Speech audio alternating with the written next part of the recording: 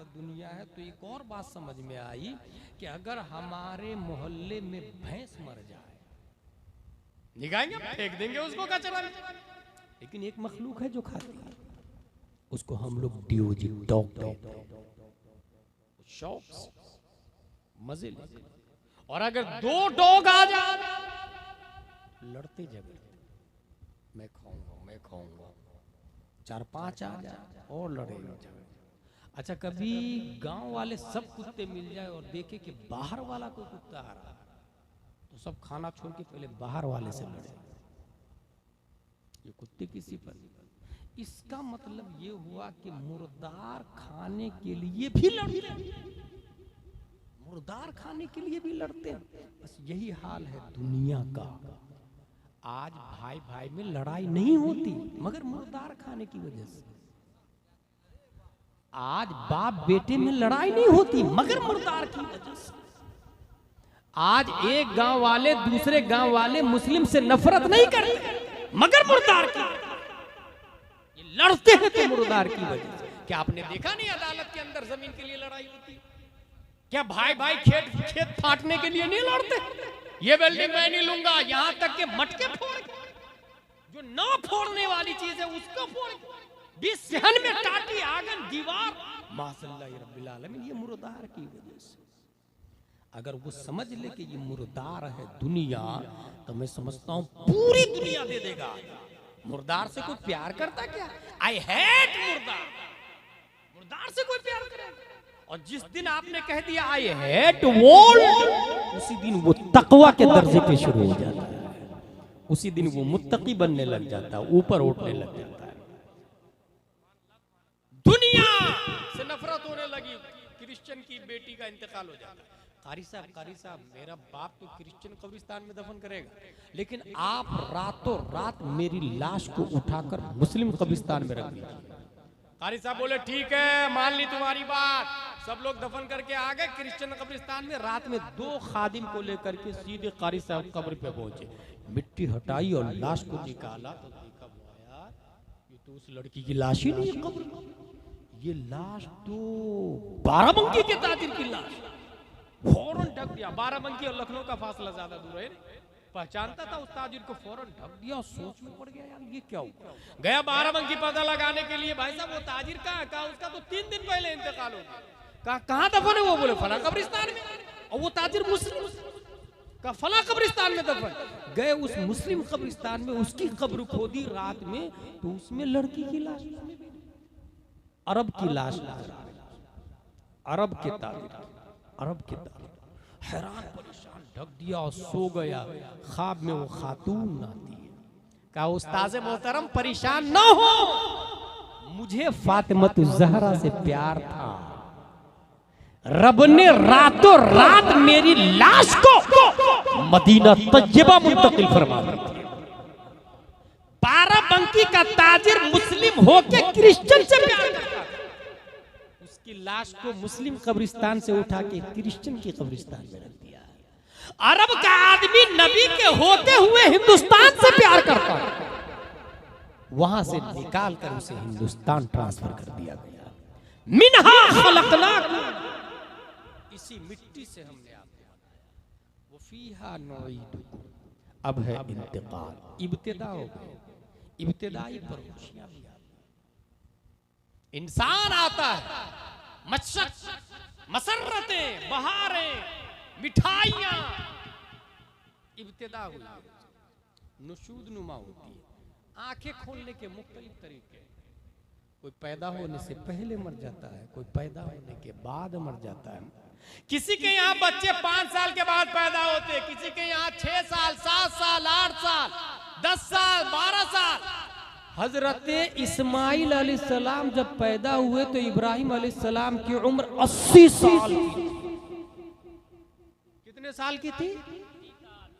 अब आप लोग बताएं, हम लोग 80 साल के हो जाएंगे तो कितने ताने सुनने पड़ेंगे?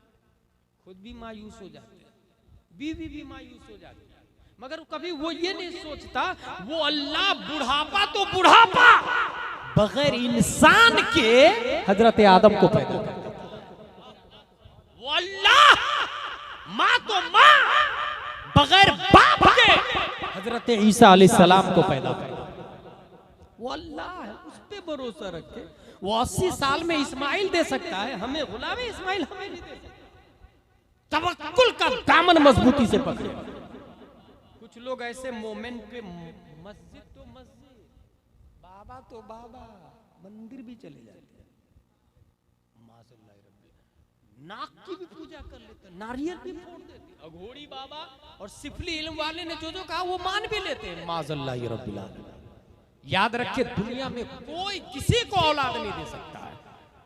वल्लज़ी खलक़कुम या अय्युहन्नासु इत्तक़ू रब्बकुम अल्लज़ी खलक़कुम मिन नफ्सिन वाहिदा मिनहा खलक़नाकुम। रब फरमाता है, रब है जो मिट्टी से पैदा फरमाता है, रब है जो मिट्टी से पैदा फरमाता है। खुशियां मनाए, बेटा में भी बेटी में भी।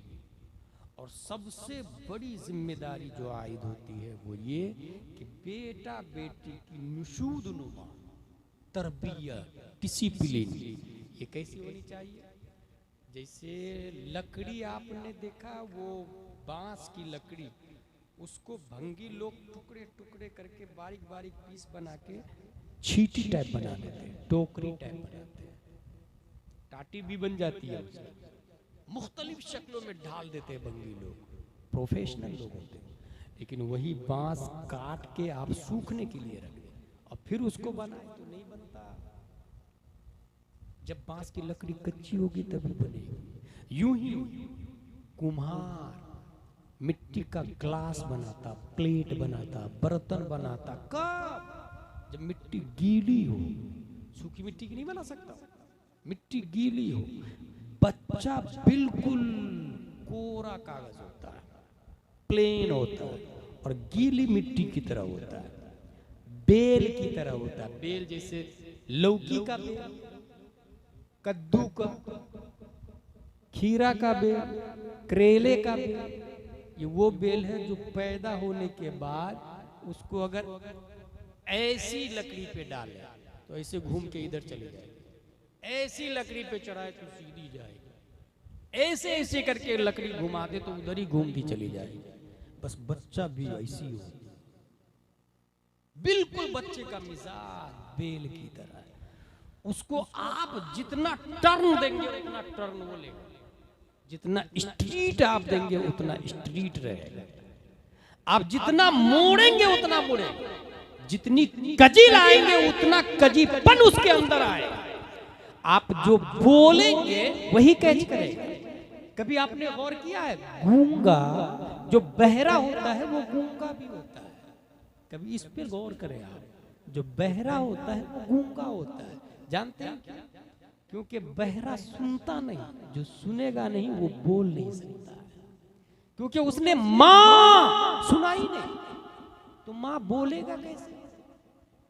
बाप सुनाई नहीं तो बाप बोलेगा कैसे? इसलिए गूंगा बोलता है तो सीधा आ करता रहता है, वो लफ्ज नहीं निकाल पाता। मुअतमद मखरज पर एतमाद करते हुए किसी लफ्ज का प्रोनाउंसिएशन नहीं करता, बहरा है। बस यही हाल है बच्चे का। बच्चा बिल्कुल प्लेन कागज है, उसे सुनाए गाना तो वो लिखा जाएगा गाना, उसे सुनाए गाली तो उसके कागज पे लिखा जाएगी गाली, उसे बताए डांस तो उसके कागज पे लिखा जाएगा डांस, उसे बेहुरमती सिखाए उसके कोरे कागज पे बेहुरमती आई। फाइल है 100 पेज के कागज है जिंदगी के, भराता बचपन ही में, भराता बचपन में वो नोटबुक जो बोला स्कूल में वो कागज पे भरता चला जाता है। वो जो सिलेबस दिया जाता है that is out of life. असल सिलेबस तो ये नोटबुक है जिंदगी का, दिमाग में असल सिलेबस, असल नोटबुक दिमाग का नोटबुक है। वो जो टीचर बोलेगा वो दिमाग की डायरी में नोट होता है, वो जो क्लासमेट बोलेगा दिमाग की डायरी में नोट होता है, फ्रेंड बोलेगा दिमाग की डायरी में नोट होता है, और ये जिंदगी की डायरी में नोट होते चले जाते हैं। वो जो जो अल्फाज सुनेगा चाहे वो चिड़िया की आवाज हो, तितली की आवाज हो, कुत्ते की आवाज हो, बिल्ली की आवाज हो, इंसान की आवाज हो, आलिम की आवाज हो, फाजिल की आवाज हो, जिसकी आवाज सुनेगा जिंदगी की डायरी में वो लिखती बातें, वो बातें लिखती चली जाएगी, नोटबुक तैयार होते चले जाएंगे। इसलिए तौहीद और रिसालत के शहदाइयों, और एक वक्त आएगा कि वो डायरी खुलती चली जाती है और उसको वो यूज करना शुरू करता है। पहला पेज उल्टाता है, 1 साल की उम्र में जो सुना था उसको यूज करता, दूसरा पेज उल्टाता, दूसरे साल में जो सुना था उसको यूज करता, तीसरा पेज उल्टाता, तीसरे साल में जो सुना था उसको यूज करता। इसी तरीके से जू जू उम्र घटती चली जाती, बचपने के बातें प्रैक्टिकली लाइफ में लाना शुरू कर देता है, डायरी की बातें इस्तेमाल करने की जुर्रतों कोशिश करता है। अगर ये बातें समझ ली आपने तो सुने, आप ये चाहते हैं कि उसकी जिंदगी की डायरी में अच्छी बातें आए तो उसे सुनाए तो सूरह मुज़म्मिल पढ़ के सुना दे, सूरह यासीन पढ़ के सुना दे। अब डायरी के पहले पेज पे यासीन वल कुरानिल हकीम इन्नका लमिनल मुरसलीन अला सिरातिल मुस्तकीम तंजीलल अज़ीज़िर रहीम, ये आयतें लिखी हुई होगी। जब वो यूज करने पर आएगा तो सिराते मुस्तकीम को इस्तेमाल करेगा, रसूल मुबीन को इस्तेमाल करेगा, यासीन और ताहा का इस्तेमाल करेगा। नारे तकबीर, जरा बुलंद आवाज से नारे का जवाब दीजिए। नारे तकबीर, नारे रिसालत, मसलके आला हजरत, फैजाने हुजूर मुजाहिदे मिल्लत, बस्ती बस्ती करिया करिया, बस्ती बस्ती करिया करिया, अज़मते वालिदैन कॉन्फ्रेंस, हुजूर मुफ्ती गुलाम जिलानी अज़हरी साहब किबला, नारे तकबीर। यूं समझे कि आधी जिंदगी वो डायरी भरता है, बकिया नक्स आधी लाइफ, हाफ लाइफ में वो इस्तेमाल करता है। अब अगर जब डायरी भर आ रही थी और आपने कारी साहब को बुलाया और कहा जरा वो कमाले हुस्ने हुजूर है सुना दीजिए, शाबाश भाई, वही रब है जिसने तुझको हम तन करम बनाया, हमें भीख मांगने का रास्ता बताया, पढ़ के सुना दीजिए। 1 साल की बच्ची घर में दूध पी रही है, 1 साल का बच्चा घर में दूध पी रहा है, बच्चे घुटनों के बल चल रहे हैं, उलट पलट रहे हैं, मगर कान काम कर रहा है। कुव्वत समात दर्राका है, कुव्वत समात अखाजा है, कुव्वत समात मुद्रिका है, वो कैचिंग पावर है, जिंदगी की डायरी में भरा रही है। आधी जिंदगी गुजर जाएगी, अब जब खुलने पर आएगी तो जिसने बचपन में, वही रब है जिसने तुझको सुन लिया है, तो अब वो बुढ़ापे में वहाबी नहीं, देवबंदी नहीं, नेचरी नहीं, कादियानी नहीं, बल्कि गुलाम मुस्तफा बनेगा और प्यारे मुस्तफा को अपना वसीला बना लेगा। जिंदाबाद जिंदाबाद, नारे तकबीर, नारे रिसालत, अज़मते वालिदैन कॉन्फ्रेंस, नारे तकबीर। मिनहा खलकनाकुम, इसी मिट्टी से हमने बनाया। इब्तिदा चल रही और ये फैक्ट है मेरे भाई, आप अपनी लाइफ में कभी नजर सानी करेंगे ना तो ये सब बातें नजर आएगी, ये सब बातें नजर आएगी। इब्तिदा, इसके बाद है इंतहा। इंतहा की, इंतकाल की मुख्तलिफ किस्में। दूसरा अलिफ आ रहा, इंतकाल। हमने एक आदमी को देखा कि उसकी बॉडी नहीं मिली, अल्लाह बचाए ऐसे मौत से। अल्लाह का शुक्र है कि अनवर भाई उनके वालिद साहब सब मिलके मरने से पहले अपनी माँ को लिया। ये अल्लाह का बहुत बड़ा फजल, वरना ऐसे भी लोग हैं कि लाश ही नहीं मिलती, कोई कुचला जाता है, हड्डी भी चक्के के अंदर। 6 व्हीलर और 4 व्हीलर नहीं, 8 व्हीलर नहीं, 50-50, 50-50 व्हीलर गाड़ियां चल रही है, टुकड़े टुकड़े हड्डियों के इंतकाल मुख्तलिफ किस्म। खुशनसीब है वो लोग जिनको नमाज़े जनाज़ा, जिसमें दुआ होती है अल्लाहुम्मा ग़फ़िर लिहय्यिना व मय्यितिना व शाहिदिना व गायबिना व सगीरिना व कबीरिना व ज़करिना व उन्साना, अल्लाहुम्मा मन अहयैतहु मिन्ना फअहयिही अलल इस्लाम व मन तवफ़ैतहु मिन्ना फतवफ़्फ़हु अलल ईमान। ये नमाज जनाजा में दुआ पढ़ी जाती है। और नमाज जनाजा किसी में 10 लोग, किसी में 20 लोग, किसी में 30 लोग, किसी में 40, किसी में 100, किसी में लाख, किसी में करोड़, ताजुशरिया में 3 करोड़। मगर ये मुसल्लम है कि मंगलपुर की तारीख में भी अगर 50 लोग नमाज जनाजा पढ़ रहे हैं, उन्होंने ये दुआ पढ़ी, अल्लाहुम्मा ग़फ़िर li हय्यिना व मय्यितिना, ऐ अल्लाह ताला मेरे जिंदों और मुर्दों की मग़फ़िरत फरमा। दुआ इस मैयत के लिए है, दुआ इस मैयत के लिए। और जहां 50 लोग मिलके दुआ करते हैं तो उसमें कई वली पाए जाते हैं। कुछ वली वो है जो कुफ्र से बचते, शिर्क से बचते हैं। कुछ वली वो है जो 5 वक्त की नमाज पढ़ते हैं। कुछ वली वो है जो तहज्जुद गुजार भी है। कुछ वली वो है जो गौसे आज़म से कुर्ब रखते हैं। हर 40 में एक वली होता है। मेरा अकीदा बोलता है मंगलपुर में अगर लोग जिंदा है तो ये औलियाए किराम की देन है। अगर मंगलपुर में वली नहीं होता तो ये गांव नहीं, सुनसान वीरान नजर आता। यह आबादी नहीं बल्कि वीरानी नजर आती। यहाँ हरियाली नहीं बल्कि खुशकी नजर आती। यहाँ जानवर नजर नहीं आते।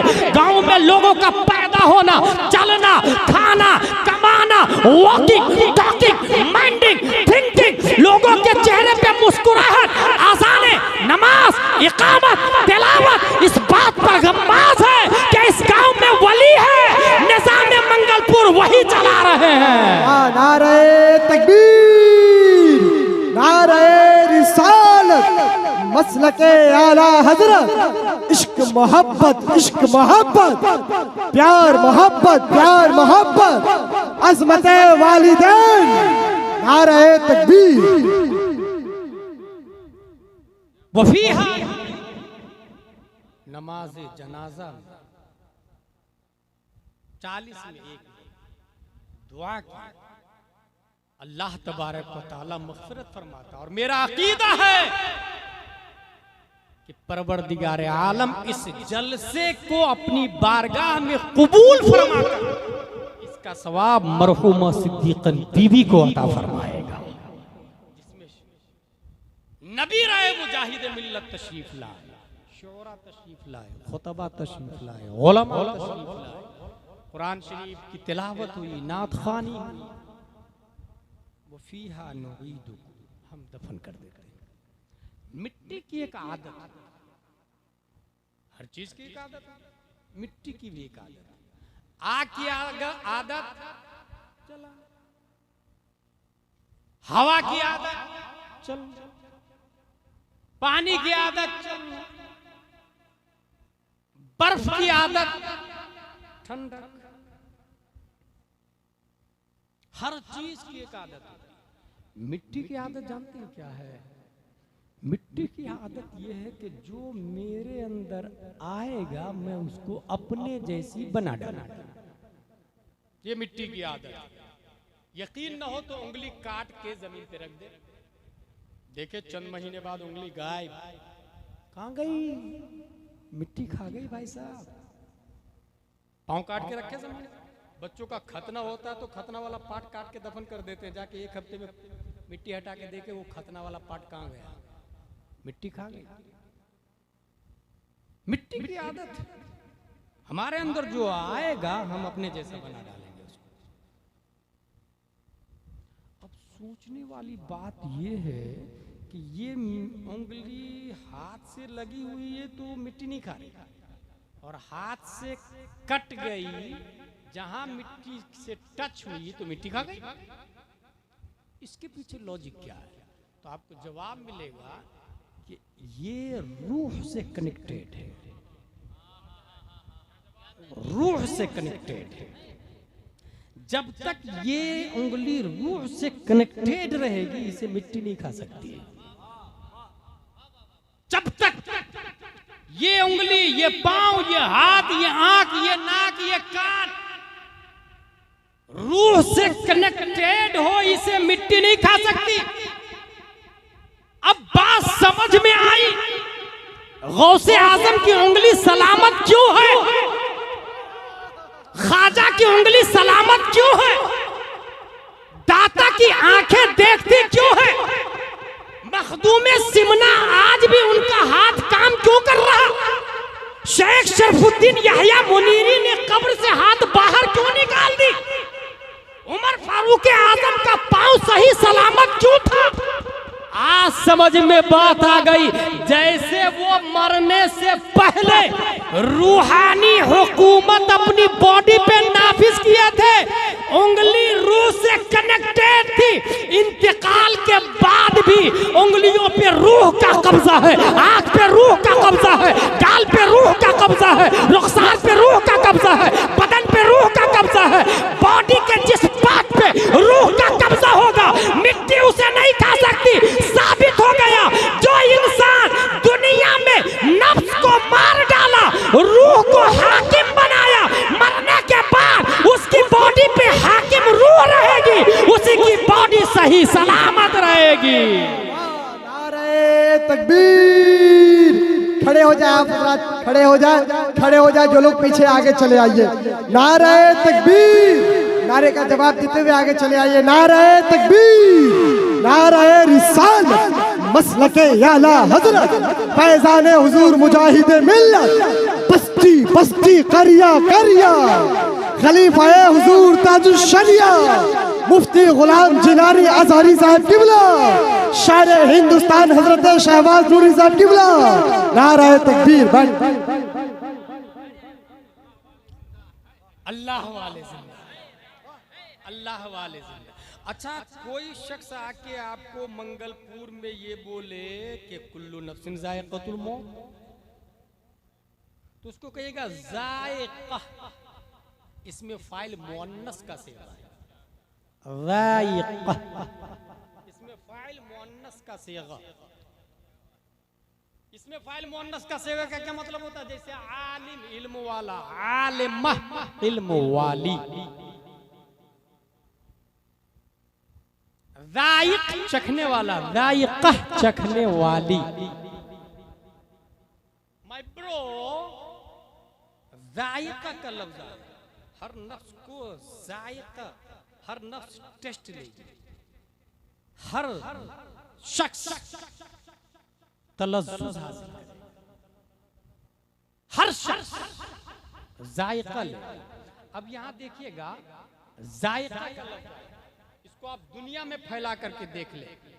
मेरे भाई, आप नमक चखेंगे तो जायका मिलेगा कि नहीं? नमकीन है। हलवे में शक्कर डाल दे तो हलवा मीठा है, मीठेपन का जायका, तो क्या उससे मर जाता आदमी? क्या करेला तीखापन का जायका, क्या मर जाता है उससे? क्या गोभी, आलू, टमाटर, मैंगो, पपैया, ग्रेप, सबके जायके, इन जायकों से इंसान मरता है क्या? बात समझ में आ गई वहाबड़े, तुमने गौर से समझा नहीं है। जायका से मरता नहीं है, जायका से सिर्फ और सिर्फ टेस्ट का पता चलता है। टेस्ट कैसा है इसका पता चलता है। इंसान देख करके नहीं बता सकता कि ये मीठा है, बता सकता है? सुन करके बता सकता है ये मीठा है? उसे चखना ही पड़ेगा, उसे चखना ही। इससे ये भी पता चला कि कोई किसी को बोल दे कि तुम्हें मरना है, ये काफी नहीं है, उसे मरना ही पड़ेगा। कोई किसी को बोल दे मरना है, ये काफी नहीं, मरना ही पड़ेगा। वाहिद दुनिया में मौत है जिस पर सबका इत्तेफाक है, सबका इत्तेफाक। ये एक पूरा चैप्टर है अल्लामा कमरुज़्ज़मान आज़मी का, जिसको मैं टच नहीं किया। जायका, टेस्ट का पता चलेगा। अच्छा, ये बताइए कि सब्जी में नमक है, हर आदमी को एक ही जैसा टेस्ट आता कि अलग अलग आता है? अगर किसी को बुखार लगा अलग टेस्ट, सर्दी हो गई हो अलग टेस्ट, मजमुआ मुश्क जाफरान अंबर कुछ भी रख दिया, सर्दी में कुल्लुहुम सवासिया, सब के सब बराबर है, पता ही नहीं चलता मजमुआ की फिरदौस है कि मुश्क है। इसका मतलब ये हुआ मेरे भाई, जायका भी मौत का सबको नहीं पता चलेगा।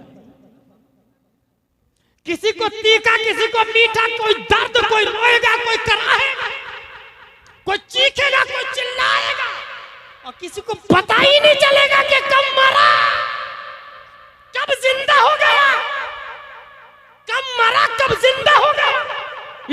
ज़मानी मेरा इमाम, अच्छे रज़ा, प्यारे रज़ा, आशिक रज़ा, फासिल रज़ा, मुजद्दिद रज़ा, मुहक्किक रज़ा, अल्लाह की रज़ा, सहाबा की रज़ा, इमाम अहमद रज़ा खां फाजिल ब्रेलवी तर्क करते हैं तो इरशाद फरमाते हैं अंबिया को भी अजल आनी है, मगर इतनी के फकत आनी है, बस उन्हें उस आने वाहिद के बाद फिर बकिया वही हयाते जावेदानी है।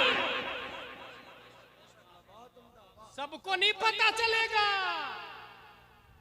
अंबिया को भी अजल आनी है, मगर इतनी के फकत आनी है। आन 2 सेकंड के दरमियान एक आन होता है, 2 सेकंड के दरमियान एक आन। मेरे भाई, तो मौत का जायका तो सब चखे, किसी को पता चलेगा, किसी को नहीं पता चलेगा, कोई खुश होगा, कोई रोएगा। ऐसे ही जैसे पिंजरे में चूहा हो, बाहर बिल्ली बैठी है, चूहा क्या बोलेगा? हजरत हजरत मुझे बाहर निकालिए, ऐसा बोलेगा चूहा? आरेटी रेट नो, क्योंकि बाहर बैठा हुआ उसका बाप खा जाएगा इसको। वो सोचेगा चूहा जिंदगी भर पिंजरे में मरना पसंद है, इसके मुंह में जाना पसंद है। लेकिन वही अगर बाहर अंदर चूहा हो, बाहर रोटी रखी, शेर पिंजरे में अच्छा नहीं लगता, खुली फजा को लव करता है, जंगल का किंग बाहर को लाइक करता है, और वो डरता भी नहीं किसी से। बस यही हाल है। बदन ये पिंजरा है, रूह एक परिंदा है जो इस जिस्म के पिंजरे में बंद है। रूह एक परिंदा है उड़ने वाला, इसी की तरफ कलंदर लाहौरी ने इशारा किया है, ऐ तायरे लाहूती उस रिस्क से मौत अच्छी जिस रिस्क से आती हो परवाज में कोताही। तायरे लाहूती जिस एक पिंजरा है, परिंदा लाहूत का परिंदा, लाहूत का, दुनिया का नहीं, चिड़ियाघर का नहीं, गिरनार पहाड़ का नहीं, जंगल का नहीं, साउथ का नहीं, लाहूत का, आसमान के ऊपर लाहूत का परिंदा है हमारे जिस्म, जिसमें एक पिंजरा है। परिंदा फरफरा रहा है कि मैं बाहर निकलूं, बाहर निकलूं, बाहर निकलूं। उसी निकलने को इंतकाल कहा जाता है, उसी निकलने को इंतकाल कहा जाता है। अब अगर परिंदा जिस्म के पिंजरे से बाहर निकलेगा और बाहर मुनकर नकीर खड़े, बड़े बड़े दांत, बड़ी बड़ी आंखें, इंसान चाहेगा निकलना। इसीलिए जो इंसान मौत से घबराता है वो गुनाहगार होता है, वो क्रिमिनल होता है, वो मुजरिम होता है, वो फासिक होता है। जिंदगी के नफो जरर के बारे में नहीं पता होता, रस्म रिवाज में चलता है, माहौल में चलता है। वो ये नहीं देखता कि तकाज़ा हाल क्या है, वो ये नहीं देखता कि हमारे पड़ोसी की बेटी दवा के एक घोट के लिए मर रही है। अपनी बिल्डिंग पे बिल्डिंग बनाता है, अपनी आशाई से मुहैया करता है।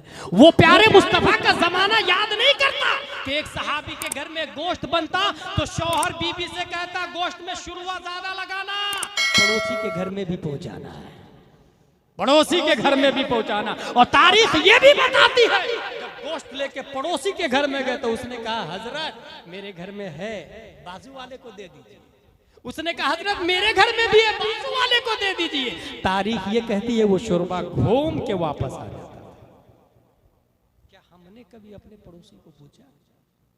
क्या हमने कभी इस बारे में? फिर हम क्यों नहीं जीने की तमन्ना करेंगे? इसलिए जीने की तमन्ना करने वाले मिसले चूहा है जो बाहर पिंजरे के बिल्ली को देख रहा है।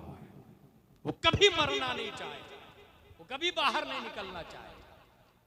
और अगर बाहर अंदर परिंदा है और बाहर फ्रूट लेके कोई खड़ा है, APPLE फ्रूट लेके बाहर कोई खड़ा, हजरत आइए, परिंदा को कोई कह रहा पिंजरे से बाहर आइए फ्रूट खाइए, तो परिंदा अंदर फरफराएगा कि कब बाहर निकलूं, कब बाहर निकलूं। अल्लाह के वली इसलिए दुनिया से बाहर जाना चाहते हैं, इसलिए जिस्म से नफरत करते हैं, वो इसीलिए इंतकाल चाहते हैं, इंतकाल। क्योंकि इंतकाल की शिद्दत महसूस नहीं होती, बल्कि इंतकाल के बाद दीदारे मुस्तफा का जायका मिलता है। ये इंतकाली है जो लोहे की दीवार बन के मुस्तफा के सामने खड़ा है, लोहे की दीवार बन के। एक परिंदा जो पिंजरे में बंद है वो सोचता है कब निकलूं और उड़ के मदीना चला जाऊं, उड़ के मदीना चला जाऊं।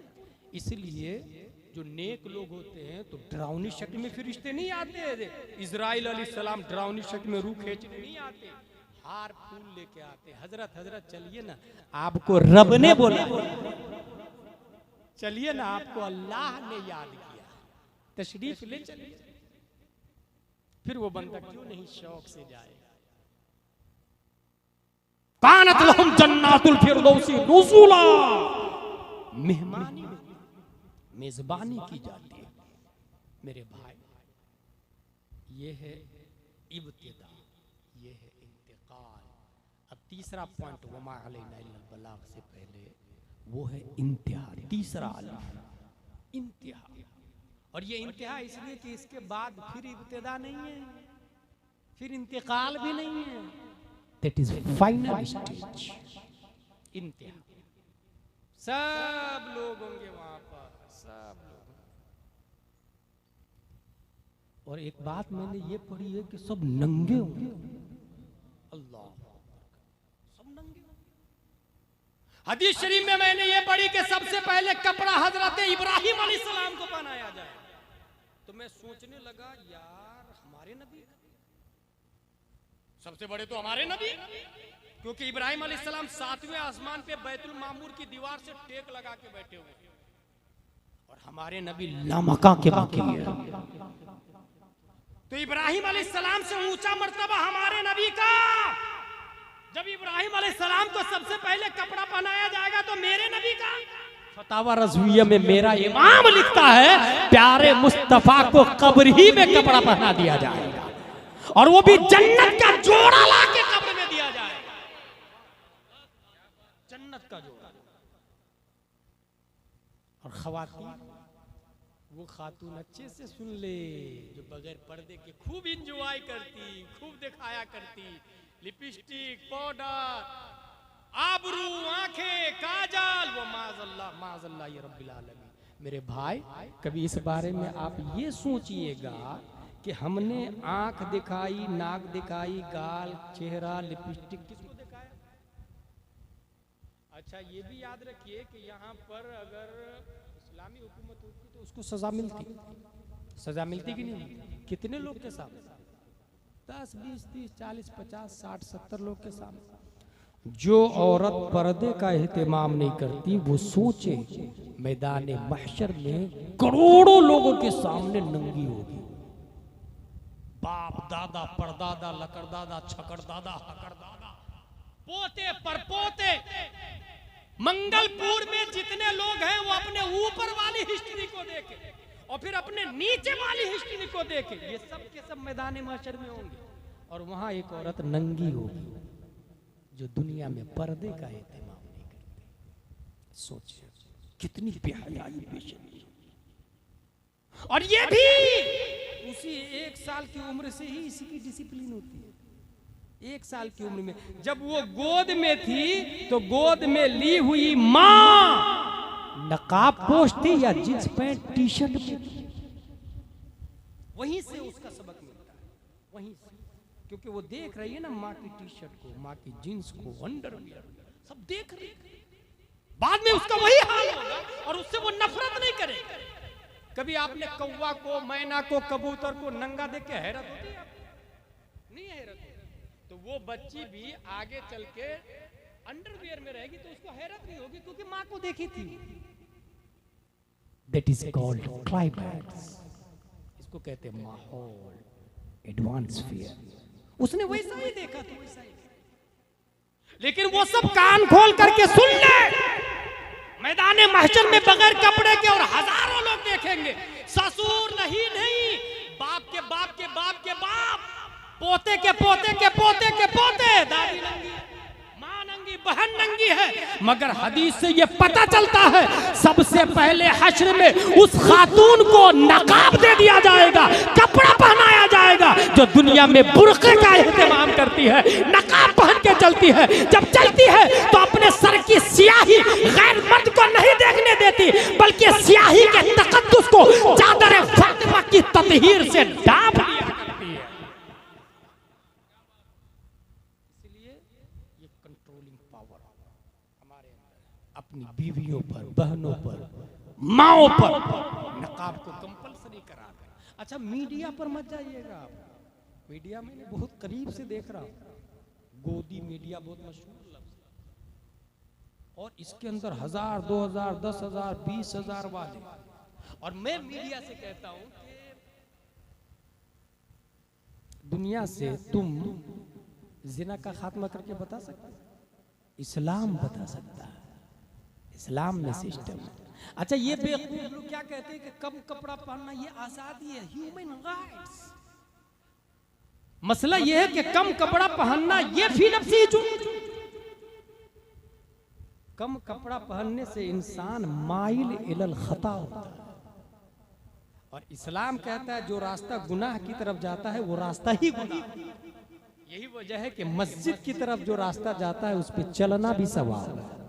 मस्जिद में पहुंचे नहीं आप, चलना सवाब है। मस्जिद में पहुंचे नहीं, मदरसे में पहुंचे नहीं, चलना सवाब है। क्यों? क्योंकि अल मूसिल इल सवाब सवाब, अल मूसिल इल खता खता। ताकीज की तरफ, शराब खाने की तरफ जाने वाले रास्ते पे चलना ये गुनाह है, मस्जिद के रास्ते पे चलना ये सवाब। फिर मस्जिद बनाना कितना सवाब होगा, मस्जिद में एक ईंट देना कितना सवाब होगा, एक बोरी सीमेंट देना कितना सवाब होगा, 2 mm का सरिया देना कितना सवाब होगा। किसी ने अपनी माँ की तरफ से पूरी 1 स्क्वायर फीट जमीन दे दी तो कयामत तक उस जमीन पे सजदा होगा, और साजिद ये पढ़ेगा सुभान रब्बियल आला, सुभान रब्बियल आला, सुभान रब्बियल आला। सजदा साजिद करेगा, जुबान पे तस्बीह साजिद की होगी, मगर सीन के बदले, बे के बदले, हे के बदले, अलिफ के बदले, अल आला के बदले सवाब रब्बे कदीर उस जमीन को देने वाले के अंदर अता फरमाए। के बारे में कभी इस तरह डीपली जाके हम नहीं सोचते। अच्छा, कुछ लोग क्या होता है, मेरी तरफ से 2 बकरा कुर्बानी होगी, एक मेरे नाम से, एक मेरे बाप के नाम से। क्यों भाई साहब, वाजिब एक है तो एक ही कीजिए, मगर ये देखिए कि मस्जिद का क्या हाल है, चटाई है कि नहीं वहां, मुसल्ला है कि नहीं वहां, मिंबर है कि नहीं, नीस बुखारी शरीफ है कि नहीं, मस्जिद अनवारे शरीयत है कि नहीं, फर्ज उलूम है कि नहीं, बहारे शरीयत है कि नहीं, कंजुल ईमान है कि नहीं, वो देखे। मस्जिद को जब से हम लोगों ने हल्के में लिया है तब से इस्लाम के मानने वाले कमजोर होते चले गए। जिस दिन मस्जिद नबवी से दीन फैल रहा था उस वक्त तक इस्लाम बहुत स्पीड से दुनिया में आगे, बहुत स्पीड, हल्के में ले, कुछ रस्म और रिवाज में चले गए। मसलन 11वीं शरीफ में भी कराओ, गौसे आज़म के नाम क्या है भाई, 11वीं शरीफ कराना क्या फर्ज है, वाजिब है, सुन्नत है, मुस्तहब है, क्या ये सोचना होगा ना, दर्जे है ना उसके। फर्ज का दर्जा हाई होता है, उससे नीचे वाजिब का, उससे नीचे सुन्नत का, उससे नीचे मुस्तहब का, उसके बीच में मुबाह होता है। मुबाह करे या ना करे गुनाह और अजाब नहीं होता उसमें। जैसे बिरयानी खाना मुबाह, चप्पल पहनना मुबाह, पहने या नहीं पहने सवाब और अजाब नहीं है। लेकिन जहां आप मुस्तहब पर आए, जैसे टोपी पहनना मुस्तहब, अमामा शरीफ पहनना सुन्नत, सलाम करना सुन्नत है, जवाब देना वाजिब है, ये दर्जे बुलंद होते चले जाते हैं, फिर फर्ज आ जाता है। तो ये देखना होगा 11वीं शरीफ क्या है, तो उसका जवाब मिलेगा फिक़्ह की किताबों में कि 11वीं शरीफ करना मुस्तहब, मुस्तहब। इससे ऊपर सुन्नत आता है, उससे ऊपर वाजिब आता है, उससे ऊपर फर्ज आता है। और जब मस्जिद के लिए आवाज दी जाए तो फर्ज हो जाता है। जब मुअज्जिन बोले हय्या अलल फलाह तो फर्ज हो जाता है लब्बैक या रसूल अल्लाह, लब्बैक या रसूल अल्लाह, हाजिर है। ए अल्लाह के रसूल, हम अल्लाह के घर में हाजिर हो रहे हैं। अजान देना सहाबा की सुन, लब्बैक व सअदैक। तो इसलिए अपने घर बनाने से पहले अल्लाह का घर बनाए। अल्लाह आपका घर बना दे, अल्लाह का घर बना। अपने घर बनाने से पहले रसूलुल्लाह का घर बना। और याद रखे वमा तुक़द्दिमू लिअन्फुसिकुम मिन खैरिन तजिदूहु, ये वो जमानत है जिसका कोई मुरद्दिद नहीं। अनडाउटेडली हमने 1 करोड़ रुपया कमाया, उसमें से 2.5 लाख घर वालों पे खर्च किया और बकिया पैसे HDFC अकाउंट में रख दिए। आप हैप्पी है? 2.5 लाख खर्चा किया, बकिया 99 लाख 97,500 बैंक में। खर्चा कितना हुआ? 2.5 लाख। कोई पूछेगा आपके पास पैसे? हाँ है ना। कहाँ? HDFC बैंक में। कितना है? बोले इतना। कमाया तो 1 करोड़ था। बोले 2.5 लाख खर्चा हो गया। ये कहते ना 2.5 लाख खर्चा हो गया। बकिया है, हकीकत ये है ना, जो है ना वही नहीं, जो खर्चा हुआ वो है। वो 2.5 लाख है, वो बैंक में है, वो ना आपका है ना वो आपके बाप का। फिलहाल मालिक बैंक वाला है, याद रखिएगा। बैंक वाला फिलहाल मालिक है। इसीलिए तौहीद और रिसालत के शहदाइयों, 1 करोड़ में जो 2.5 लाख खर्चा किया, उसमें से 1 लाख बीवी बच्चों की पढ़ाई लिखाई खनाई पे, 1 लाख रुपया तनख्वाह कपड़े मस्जिद मदरसा पे, और 50,000 रुपये अपने दोस्तों के साथ पार्टी बिरयानी लंगर 11वीं वगैरह वगैरह में। ये 2.5 लाख असल है जो आपके है, जो बैंक में है वो ना आपके ना किसी और के है। इसलिए तौहीद और रिसालत के शहदाइयों, उसकी जमानत HDFC वाला दे रहा है, जो हाथा भी नहीं है, वहां भी टर्म एंड कंडीशन लिखा हुआ है, ज़ाब्ता लिखा हुआ है। फॉर एग्जाम्पल, हिंदुस्तान पर बर्तानिया का कब्जा हो गया, आपका बैंक डूब जाएगा। हिंदुस्तान पे अमेरिका का कब्जा हो गया, आपका बैंक डूब जाएगा। हिंदुस्तान पे फ्रांस का कब्जा हो गया, आपका बैंक डूब जाएगा।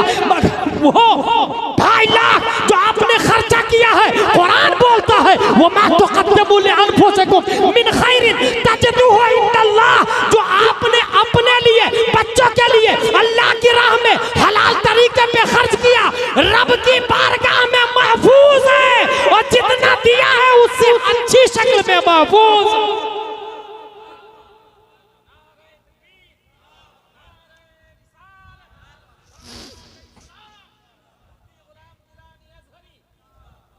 इसलिए कभी कभी हट के सोचा, जो हट के सोचता है उसी को साइंटिस्ट कहते हैं, जो हट के सोचता है। और मोमिन से बड़ा साइंटिस्ट कोई हो ही नहीं सकता, क्योंकि वो अल्लाह को मानता है। अल्लाहु अकबर कबीरा। एक बहुत बड़े अल्लामा का नाम बताऊं आपको, अभी मैंने लिया, अल्लामा कमरुज़्ज़मा आज़मी। नाम सुना आपने? अल्लामा कमरुज़्ज़मा आज़मी को हाफिज़ मिल्लत ने अशरफिया बनाया। अशरफिया मुबारकपुर हिंदुस्तान का सबसे बड़ा मदरसा, हम लोग वहीं से पढ़े। अल्लामा हनीफ आए थे वहीं से पढ़े, बहुत सारे उलमा वहां से पढ़े। हुजूर हाफिज मिल्लत ने अशरफिया से अल्लामा कमरुज़्ज़मा आज़मी को फारिग करने के बाद रोनाही पढ़ाने के लिए। अल्लामा कमरुज़्ज़मा आज़मी खान है, जैसे उबैदुल्लाह खान का नाम सुना है। अल्लामा कमरुज़्ज़मा उनसे बड़े इल्म, तक़वा, कैरेक्टर में, खिताबत में, मानवियत। अल्लामा कमरुज़्ज़मा आज़मी रोनाही हुजूर हाफिज मिल्लत ने भेजा। मदरसे वालों ने कहा रमजान आ रहा, चंदा करना पड़े। उन्होंने खत लिखा, चंदा करना पड़ रहा है इसलिए ये मदरसा मुझसे नहीं चल पाएगा। किसको खत लिखा? हुजूर हाफिज मिल्लत। हुजूर हाफिज मिल्लत का जवाब देखें और अपने इमाम साहब की बात सुन। हुजूर हाफिज मिल्लत कहते अल्लामा कमरुज़्ज़मान आज़मी से मौलाना साहब, वक्ते जरूरत सैयदुल अंबिया ने भी चंदा किया है। अल्लामा कमरुज़्ज़मान आज़मी खान थे, खान, और खान का एटीट्यूड जरा पठान वाला होता है, स्टैंडर्ड वाला, गुरूर वाला, किब्र वाला, खानी गैरत चंदे पर आमादा नहीं कर रही है। हाफिज मिल्लत ने कहा आप तो खान है, सैयदुल अंबिया, वक्त जरूरत उन्होंने भी चंदा किया। अल्लामा कमरुज़्ज़मान आज़मी कहते हैं ये जुमला इतना असर किया कि सबसे ज्यादा इस वक्त मैंने चंदा किया। फिर अल्लामा कमरुज़्ज़मान आज़मी ने वर्ल्ड इस्लामिक मिशन का काम किया, रोनाही बनाया, फॉरेन कंट्री में कई इदारे बनाए, कई किताबें छपवाई वगैरह वगैरह। मेरे भाई, हुजूर सल्लल्लाहु ताला अलैहि वसल्लम ने चंदे का ऐलान किया। आप ये बताइए ना, मैं ये कहता हूँ कि कलेक्टर, एसपी, बैरिस्टर, राजदूत, ये लोग कभी आपको बताएंगे हुजूर में 4 फराइज हैं? कभी आपने सोचा? हुजूर सल्लल्लाहु अलैहि वसल्लम 571 ईस्वी में पैदा हुए, ये नर्सरी वाला एलकेजी वाला बता पाएगा? एमडी एमबीबीएस बताएगा? कॉन्वेंट, सेंट पायस, सेंट जोसेफ, लिटिल फ्लावर, ये बताएगी? ये स्कूल बताती है 571 ईस्वी में नबी पैदा हुए। कुरान 14 लोगों ने लिखा है, और ये इंसान की बात नहीं, अल्लाह की बात है। किसी स्कूल में बताया जाता है? ये सोचे जरा, सोचे। ये हमारे इमाम साहब है जो हमें बताते हैं कि नबी कौन, कुरान क्या, अल्लाह क्या, अल्लाह किसको कहते हैं। हमारे इमाम साहब, ईमान की जमानत एसपी कलेक्टर नहीं दे सकता, वो जिस्म की जमानत नहीं दे पा रहा, मोब लिंचिंग हो रही है, तो ईमान की जमानत कहां से देगा भाई साहब? मगर 1400 साल पहले नबी चले, सहाबा ने लिखा ज़हबा रसूलुल्लाह, मस्जिद के इमाम ने बुखारी शरीफ पढ़ के सुनाया ज़हबा रसूलुल्लाह। 1400 साल पहले नबी मुस्कुराए, सहाबा ने लिखा फतबस्सम रसूलुल्लाह। मंगलपुर का इमाम बुखारी खोल के बोलता है फतबस्सम रसूलुल्लाह, यानी डायरेक्ट हमारा इमाम 1400 साल पहले प्यारे मुस्तफा की बातों से हमारे ईमान की कड़ी को नहीं, ये कोई मामूली बात नहीं, ये कोई और वो भी इतनी सनद मतन के साथ में जिसमें झूठ का शायबा भी नहीं। 1400 साल हिस्ट्री को हिफाजत के साथ रखना, और जिसने झूठ बोला उसको साइड कर देना, नबी की बात को बचा लेना, झूठों को हटा देना, ताकि हिस्ट्री ऑफ द प्रॉफिट पूरी कायनात के सामने ऐसे ही चमके जैसे 14वीं का चांद आसमान दुनिया पे चमकता नजर आता है। हर लीडर के कैरेक्टर पर दाग है, मुस्तफा का कैरेक्टर इतना साफ और शफाफ है, दुनिया की कोई तारीखी मुस्तफा की शफाफियत के चांद को मांग नहीं कर सकती है। मगर ये कड़ी कौन ला करके हमारे यहाँ जोड़ते हैं? इमाम साहब। इसलिए मैं ये कहूंगा कि अभी ही 5 रुपये 10 रुपये सब लोग देते जाए, मुझको मस्जिद में प्लास्टर करवा ले। खड़े हो के सब लोग, ये मेरा दामन, ये बड़ा दामन है ना, कोई बगैर, अच्छा 10-10 रुपये ज्यादा कोई नहीं देगा, 10-10 रुपये सब लोग मस्जिद के लिए मुझको दे। आज की तारीख में ये मस्जिद बननी चाहिए। सुभान अल्लाह। अनवर भाई ने दिया 1000 रुपये अपनी वालदा की तरफ से, इसराइल भाई ने दिया अपनी वालदा की तरफ से।